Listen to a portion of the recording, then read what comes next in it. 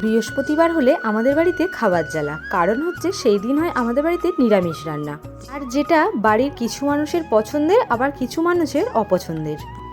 সেই দিন ভাবি কিছু অন্যরকম রান্না করার, যাতে বাড়ির সবার পছন্দর হয়। বানিয়ে নিলাম আজ চানা পনির। চানা পনিরে তোমরা আলু দিতে পারো কিংবা নাও দিতে পারো, আমাদের বাড়ির লোক একটু বেশি থাকায় আমি আলু দিয়েছিলাম। প্রথমেই কাবলি ছোলাটাকে 6 ঘন্টা ভিজিয়ে রেখেছিলাম। এবার প্রেসারে জল আর লবণ দিয়ে ছোলাটাকে সিদ্ধ করে নেব। এবার পনিরটা ছোট ছোট করে কেটে নিয়ে কড়াইতে তেল দিয়ে আলু আর পনিরটা হলুদ, লবণ আর অল্প লঙ্কা গুঁড়ো দিয়ে ভেজে নিলাম।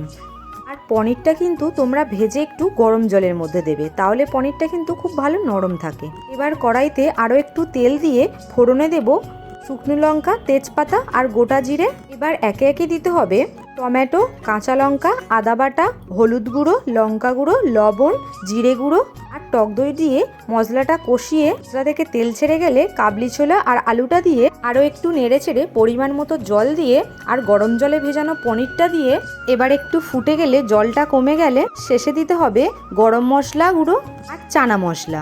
এবার কিন্তু একটু নেড়ে চেড়ে নামিয়ে নিলেই কিন্তু আমাদের চানা পনিরটা একদম তৈরি হয়ে যাবে।